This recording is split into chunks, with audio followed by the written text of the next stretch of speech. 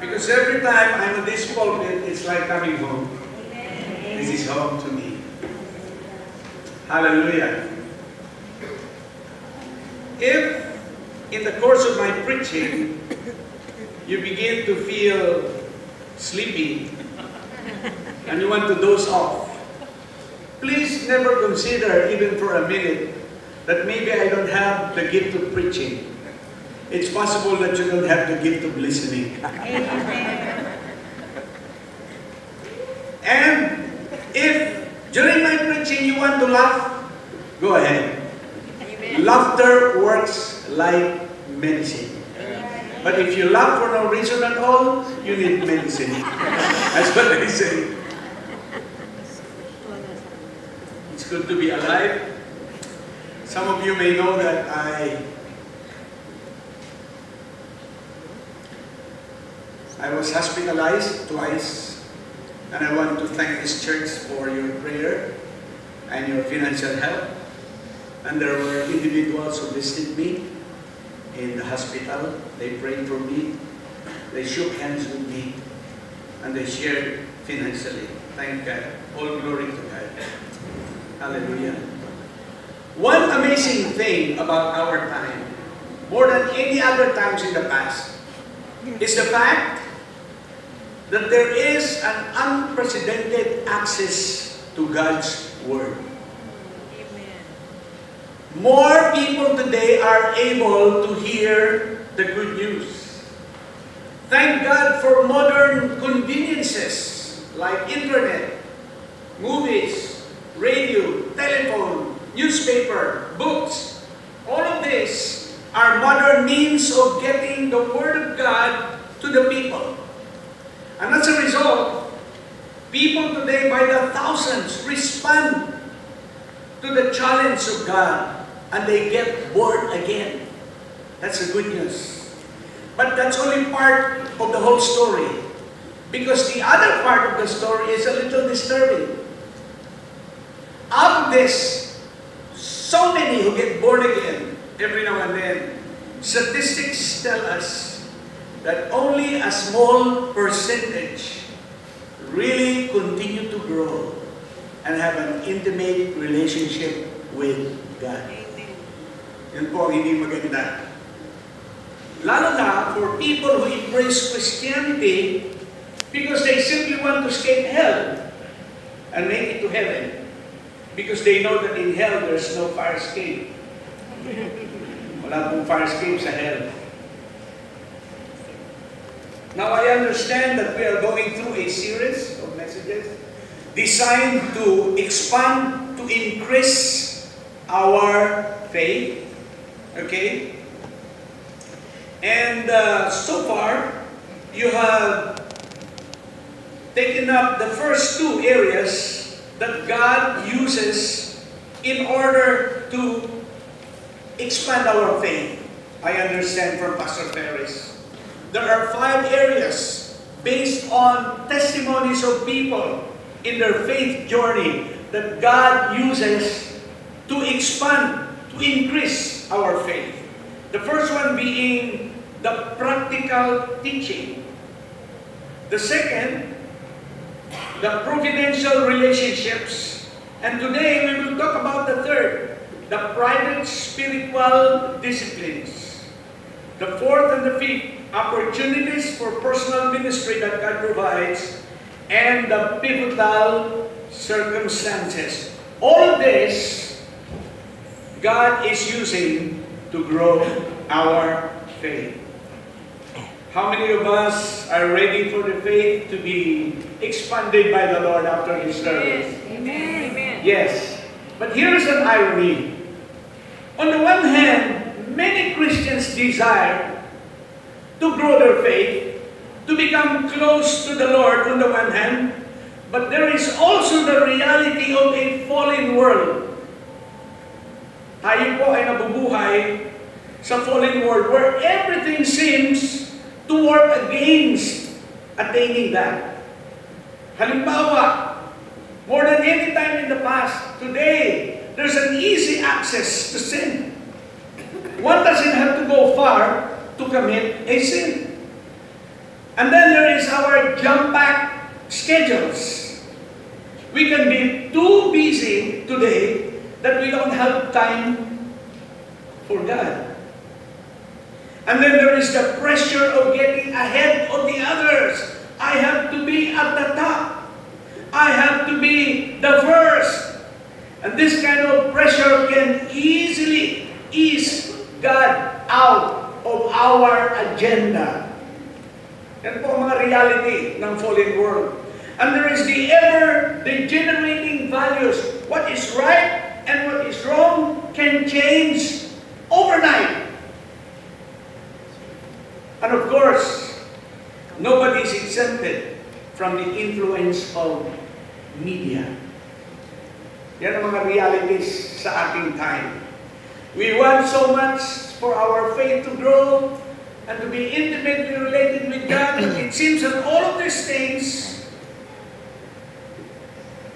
together work to stop believers from growing their faith. In fact, if I may say, we are living at a time when some of the Christian values have become distorted already.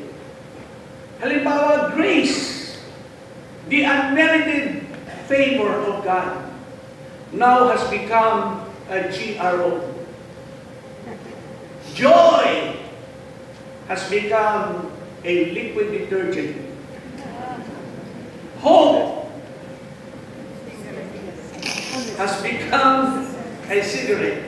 And worst of all, trust. Trust has become a condom. Yan po ang nangyayari sa ating kapaligiran. Kaya parang ang hirap. Ang hirap mag-increase ng ating faith. Everything is going against that. Yan ang reality ng fallen world. Now, there's one word that plays a decisive role, a decisive part in our attempt to grow our faith. And that word is, are you ready for this? Discipline. Tell your neighbor that. Discipline. And please use discipline in a sentence. I like what Mami Junicia said. Sa discipline. Kung hindi tayo mag-vote, puntang Manila, discipline.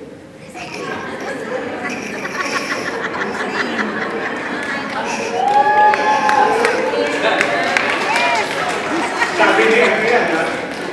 Sabi ni Mami Junicia yan. Now, don't be intimidated by this word, discipline. Because in Greek, it simply means to be trained. To be trained. To be trained. Discipline is about doing now what you don't like so that you can later do what you do like. It's about delayed gratification. Parang gamot na mapait na kailangan inumin mo. Pero pag umipekto naman, we benefit from the effect of medicine. How many of us know that apart from, in addition to physical training, we can be trained spiritually? Sabi po ni Pablo kay Timothy, physical training is good, but training for godliness is much better, promising benefits in this life and in the life to come.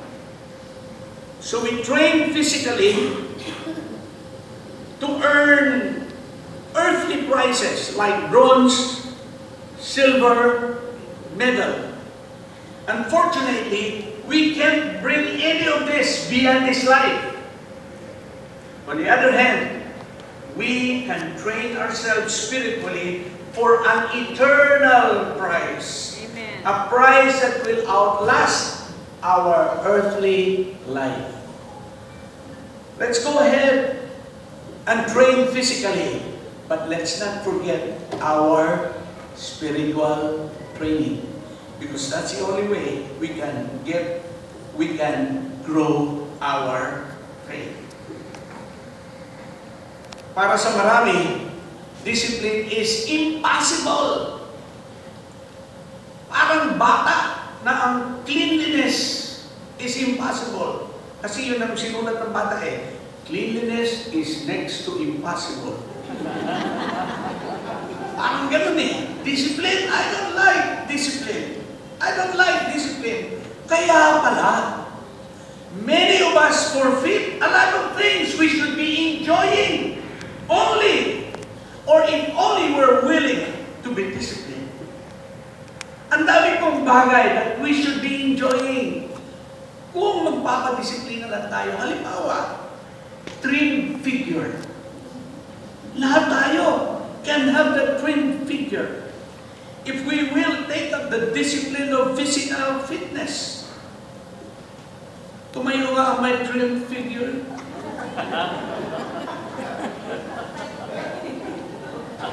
Ako hindi pwede. Dati gusto ko maging katawan ni Arnold Schwarzenegger.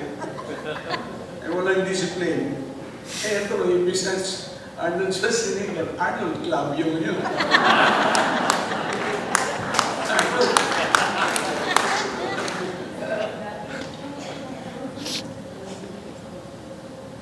All of us can learn to play at least one instrument if we are willing to go through the discipline. All of us can have a beautiful singing voice kung may disiplina. Ang iba sa inyo rito, you sound like Engelbert. Noong nagbo-voice lesson, ay hindi na nagbo-voice lesson. Imbes na Engelbert, you sound like Angry Bird. Yan ang problema. Discipline. All of us can finish a course with high grades, flying colors. I'm so proud of my apo. I have an apo who's very intelligent. She graduated from elementary valedictorian. Nagmana sa akin, high school ako magna eh. Magna 9 years ako sa high school. Itong apo ko, she graduated valedictorian. Palagay ko yung talino niya, nakuha niya sa misis ko. Kasi yung talino ko, andito pa rin eh. So palagay ko nakuha niya sa misis ko. What about doing away with our vices? Smoking, drinking. You know, it's possible to stop. But we need discipline. We need discipline. I used to smoke 3 packs a day. And even more essential, kung may discipline, we can grow our faith and have an intimate walk with God if we are willing to go through spiritual discipline. These are the things that we forfeit. Kasi wala lang tayong disiplina, takot tayo sa disiplina. Now, let us identify areas of discipline. Meron akong 1, 2, 3. Okay? Mabuti na yung nagbibilang ng maaga. Kasi minsan nagbilang ako mali eh. Ang bilang ko rito 20.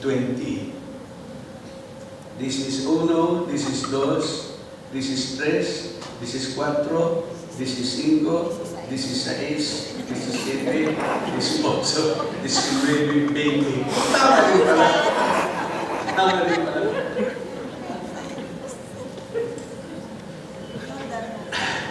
Alam ko na ngayon kung bakit napakaraming Koreano sa Pilipinas.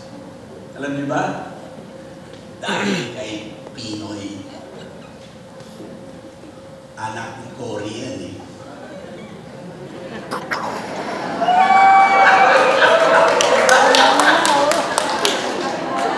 Anak ni Korean eh. The 5 areas. Number 1 is simplicity. In other words, simplify your life. The discipline of simplicity. What do I mean by this? Here's a good definition. Reordering our lives around right priorities and throwing away what is not necessary for our faith to grow. Concentrating on the things that will help us grow our faith and doing away with anything else that has nothing to do with getting close to God. Yun ang simplicity. Sabi ng Matthew 6:33, seek the kingdom of God above all else and live righteously, and He will give you everything that you need. You see, concentrate on the kingdom of God. Concentrate on living righteously. Simplify our life. Let it revolve around the things that will bring us closer to God.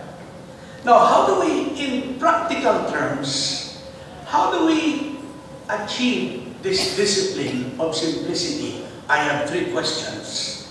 Pag nasagot natin yung 3 question, ina-answer na rin natin yung question na, in practical terms, how do we achieve the discipline of simplicity? First question, is there something we can do to improve our time with God? I am talking about spending a daily quality time with God. Maybe we can begin looking at the amount of time we spend on television, radio, listening to music, and most of all, the internet. You know, Facebook, Instagram, Twitter, lalo na ang mga games. We can be spending so much time on these things, and in the process, miss our quiet time with God. A lot of believers miss their quiet time with the Lord. Sometimes by watching TV, they become very quiet. Sinatutulog na eh. Instead of quiet time with the Lord. So how much time are we spending on TV and internet alone? Meron po akong na-pick up na poem entitled The 23rd Channel, dedicated to the TV lovers. The 23rd Channel. The TV is my shepherd. I shall not want. It maketh me to lie down on the sofa. It leadeth me away from the scriptures. It destroyeth my soul. It leadeth me in the path of sex and violence for the sponsor's sake. Yea, though I walk in the shadow of my Christian responsibilities, there will be no interruptions, for the TV is with me. Its cable and remote control, they comfort me. It prepares a commercial before me in the presence of my worldliness. It anoints my head with humanism. My covering runneth over. Surely, laziness and ignorance shall follow me all the days of my life, and I shall dwell in the house, watching TV forever.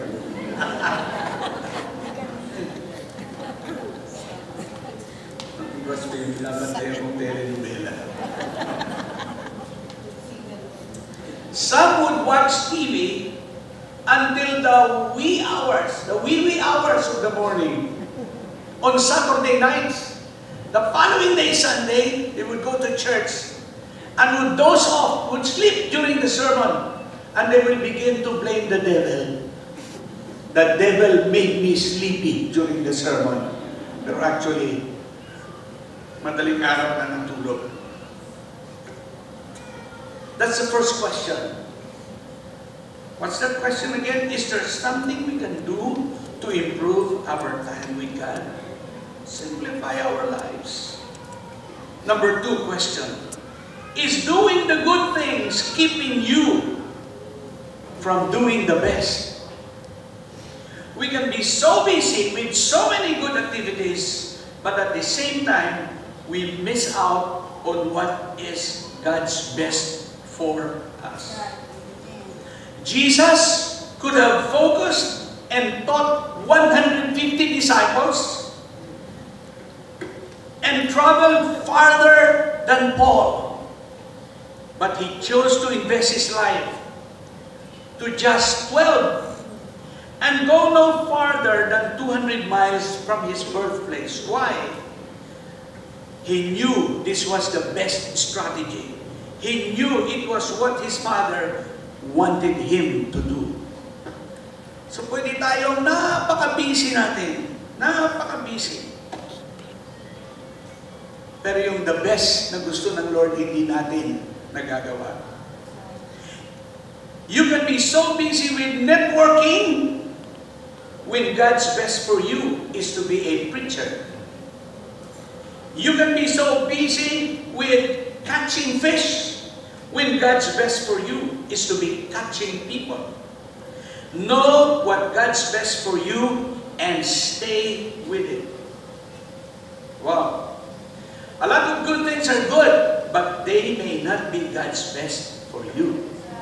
It takes discipline to choose God's best for you.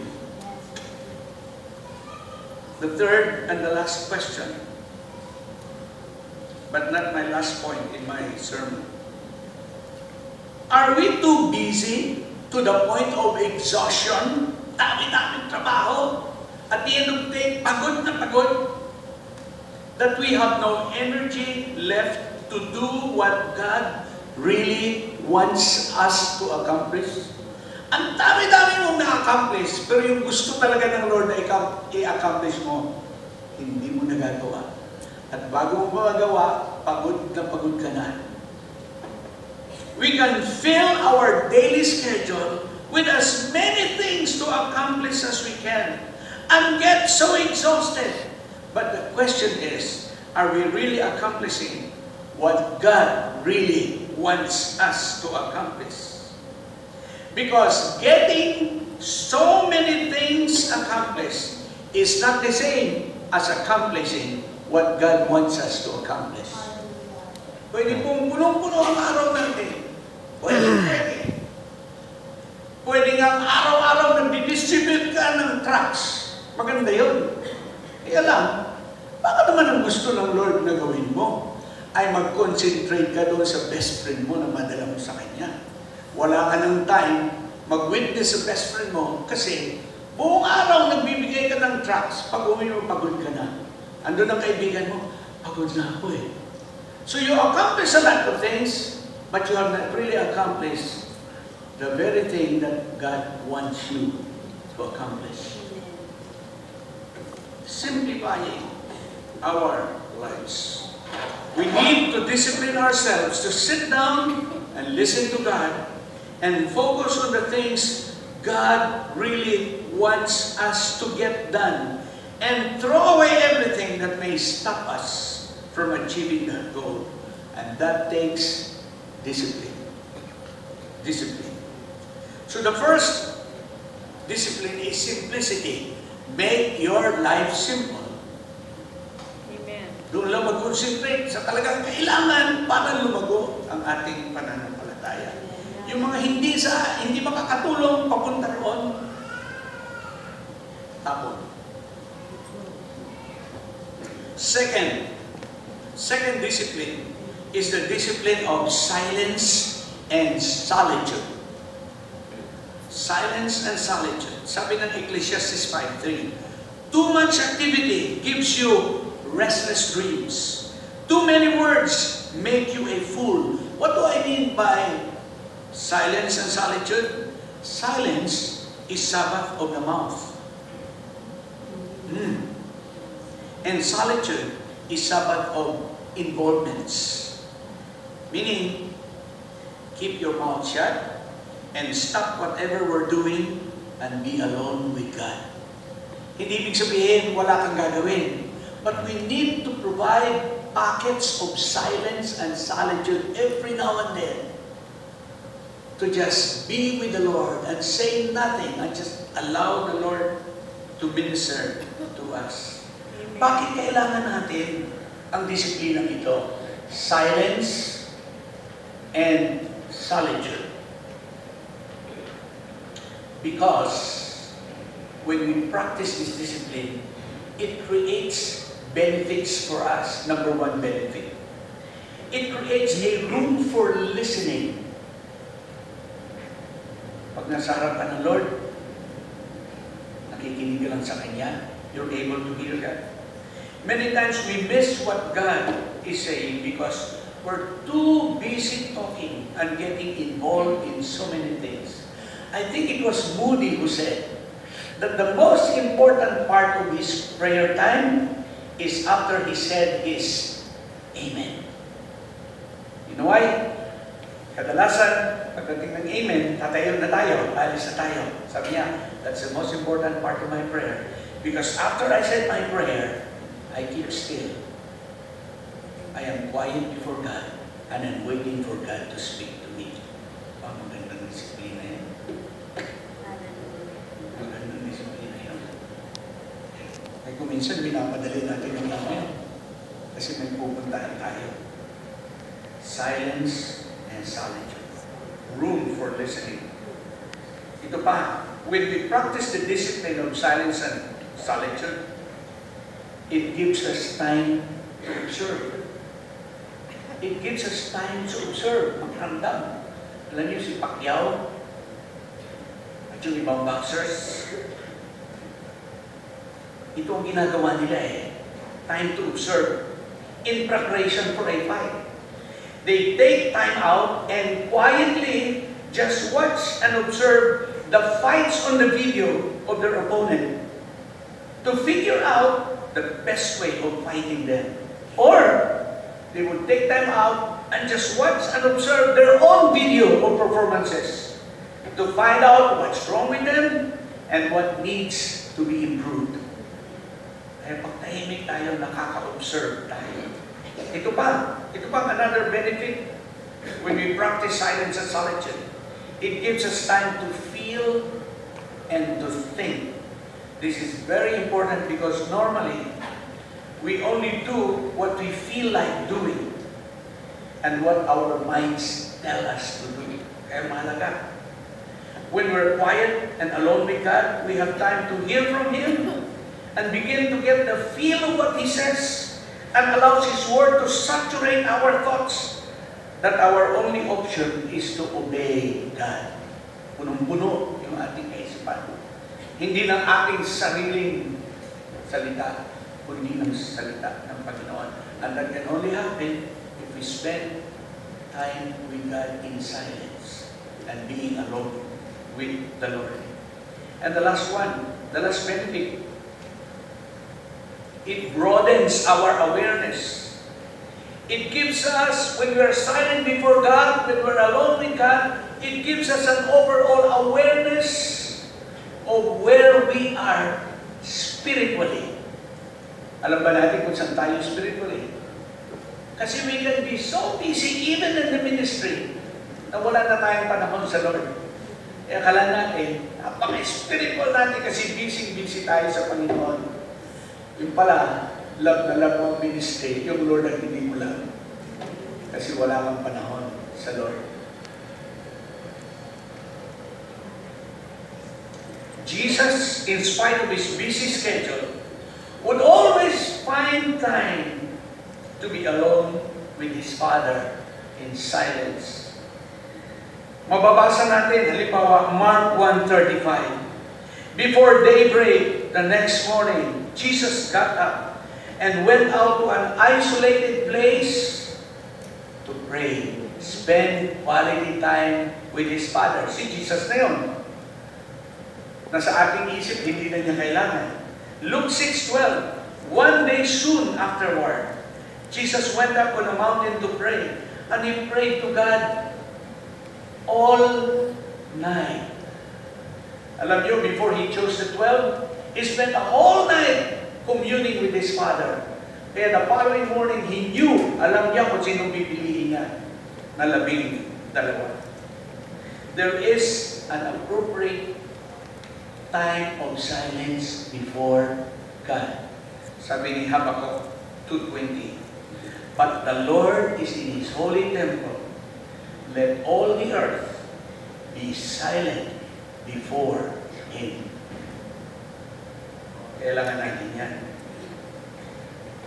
To provide pockets of silence and solitude. Be alone with God. See, Peter, James, and John, these people belong to the inner circle of God. They experience what can only be described as our ultimate spiritual experience while here on earth. Nakita nila na nag-transfigure si Jesus Christ.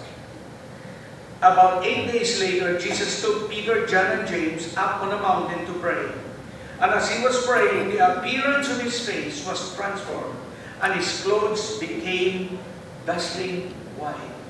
Wow! It happened when they were by themselves with Jesus up in a mountain. It did not happen during a busy day in a marketplace where they were busy ministering. No, it happened when they were alone by themselves with Jesus Christ. It is during times of silence and solitude that our faith has the chance to grow. Only when our mouths are closed and we're alone with God can we really begin to grasp God's immense greatness. Amen. Amen. Hallelujah. Kaya kailangan may panahon talaga tayo to spend with God. The third area ng discipline is surrender. Surrender. Now, alam natin that if you want to hug a loved one so tight as possible, we need to let go of whatever we're holding in our hands. Tama? Pag may dala-dala kang Jollibee, kahit anong hug mo, hindi mo siya mahal kung gusto. Pag may dala-dala kang kung ano-ano, kailangan you have to let go of them to be able to hug a loved one so tightly. Now, that letting go is what we call surrender. Letting go of anything that would keep us from getting so close to Jesus. Sabi po ng Hebrews 12:1. Therefore, since we are surrounded by such a huge crowd of witnesses to the life of faith, let us strip off every weight that slows us down, especially the sin that so easily trips us up. And let us run with endurance the race God has set before us. You know what? If we will be honest, we know the things that weigh us down and stop us from increasing our faith. Stop us from becoming intimate with God. We need to identify them and surrender them to God. Palagay ko ito yung ibig sabihin ni Paul when he wrote to Timothy or to the church in Philippians. Yes, everything else is worthless when compared with the infinite value of knowing Christ Jesus my Lord. For His sake, I have discarded everything else. Itinapon ang lahat, counting it all as garbage so that I could gain Christ. We need to learn the discipline of surrender. Surrender also means focusing on Jesus. Kasi if we continue to read Hebrews 12, kanina 1, ngayon 2, we do this by keeping our eyes on Jesus, the champion who initiates and perfects our faith. Because of the joy awaiting Him, He endured the cross, disregarding its shame. Now He is seated in the place of honor beside God's throne. Jesus is our ultimate model of surrender. He let go of heaven to bring us close to God. We also need to let go of earth to stay close to God. So kahit anong gusto natin, mahal na gusto ang Lord hanggat may hinahawakan tayo na hindi natin nasusurrender. That thing that we're holding may be a good thing. Maybe a good thing. Baka ministry. But when it comes to really hugging God tightly, we need to let go of everything to be able to do that. Surrender. Let me mention 4 areas that we need to surrender to the Lord. 3 areas, rather. 3 areas. Number 1, possessions. Yung mga kayamanan natin, yung mga pagmamayari natin. Remember the young ruler who ran to Jesus? Just to ask him, "Teacher, what must I do to inherit eternal life?" But he failed the test. Not because he had great possession, but because he was possessed by his possessions. Hindi po masama ang maging mayaman. Masama ang maging mayabang. Pero yung mayaman, hindi po masama. Hindi masama yung marami kang hawak na kayamanan. Basta yung kayamanan ay hindi ka hawak. Yun ang totoo. Matthew 19, verse 21-22. Jesus told him, "If you want to be perfect, go and sell all your possessions and give the money to the poor square." At to the poor na ba yan? To the poor. "And you will have treasure in heaven. Then come follow me." But when the young man heard this, he went away sad, for he had many possessions. Bibili lang naman ako sa poor square. Pero pag yumamin na ang Foursquare, hindi na Foursquare tawag sa akin, Foursquare.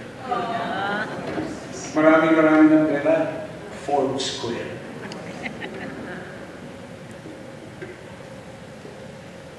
It's good to have plenty. But if that plenty is hindering us from getting an intimate relationship with God, from increasing our faith, we need to let go of them. Now, this letting go may not necessarily mean parting with them. Yung itatapon, "Lord, mayroon ako 10 million sa bangko. Ayoko na yan. Bigay mo na yan kay Pastor Efraim. Ayoko na yan." Wow, maganda yun. Hindi po yun ang ibig sabihin of letting go. It only means that we need to keep them, the possession, in proper perspective. That the possession is a servant and not the other way around. Andiyan pa rin yan sa iyo. Pero sabi mo, "Lord, ikaw ang masusunod kung paano ko ito gagastusin. Kung saan ko gagamitin." Still with you. You don't part with it. You just have the proper perspective. Alam mo ang role ng kayamanan sa iyo. So, possession. Pangalawa is position. Yung isa Bisaya, yung isa Tagalog. Position.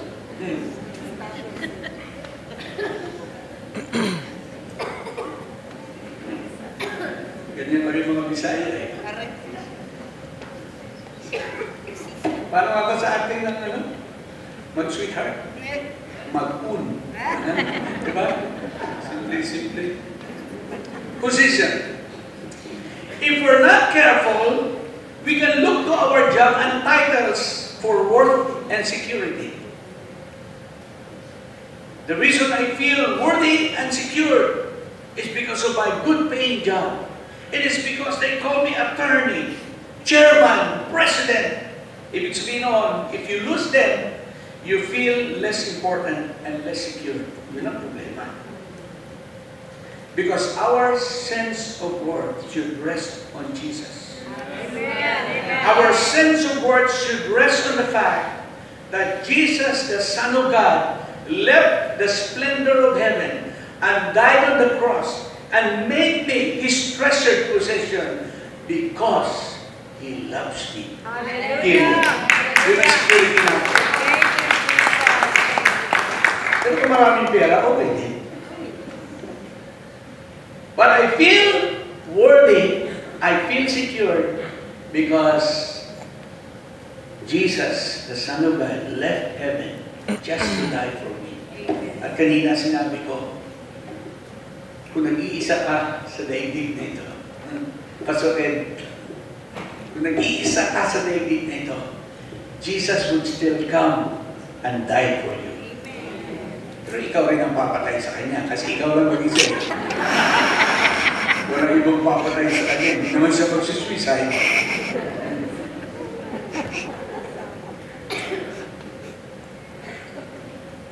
Sabi ng Romans 5:8, but God showed His great love for us by sending Christ to die for us while we were still sinners. Ang Lord hindi yung kung good ka lang kita. Hindi. While we were still sinners, we were still wallowing in our sins, He already loved us. Hallelujah. Yun ang ating worth sa Panginoon. Yun ang seguridad natin. So we need to surrender our possessions, we need to surrender our position, and we need to surrender our plans. Question, is your plan in life your plan? Yung plano mo ba sa buhay ay sarili mong plano? Because James warns us about trusting in our own plan. Sabi niya, James 4:13 and 16, look here, you who say, today or tomorrow, we're going to a certain town and we'll stay there a year. We will do business there and make a profit. How do you know what your life will be like tomorrow? Your life is like the morning fog. It's here a little while, then it's gone. What you ought to say is, if the Lord wants us to, we will live and do this or that. Otherwise, you are boasting about your own plans, and all such boasting is evil. Now, James is not suggesting that we should not plan or set goals or embrace the principle or philosophy of que sera, whatever will be, will be. Hindi yun ang sinasabi ni James. Rather, we must do all of these plans realizing that God is the one who ultimately directs our steps. Proverbs 16:9, we can make our plans, but the Lord determines our steps. We should discover His plan for our lives and let Him carry it to completion through us. So magplano tayo, pero dapat alam natin na yun ang plano ng Panginoon para sa atin. Hallelujah. Now, blessed is he who delivers a short sermon because he will be invited again. Ako po'y nasa dulo na. My challenge for us today is this. Don't be content with just being a Christian. There is more to Christian life than just knowing that you're going to heaven someday. Let us continue to level up and let our faith grow. Ito po ang sabi ng Hebrews 6. So let us stop going over the basic teachings about Christ again and again. Let us go on instead and become mature in our understanding. Surely we don't need to start again with the fundamental importance of repenting from evil deeds and placing our faith in God. You don't need further instruction about baptisms, the laying on of hands, the resurrection of the dead, and eternal judgment. And so, God willing, we will move forward to further understanding. Folks, it has not changed. The biggest room in the world is the room for change. Amen. And that's God's expertise, changing lives. Hallelujah. Changing lives. But that will not happen unless we are willing to be disciplined. Because God is still in the business of changing His people from glory to glory. Only those who are willing to go through that spiritual discipline. Thank you, Lord. There's a song. It's one of my favorite. Some of you may know this. To keep your lively face. I'd like for us to sing that.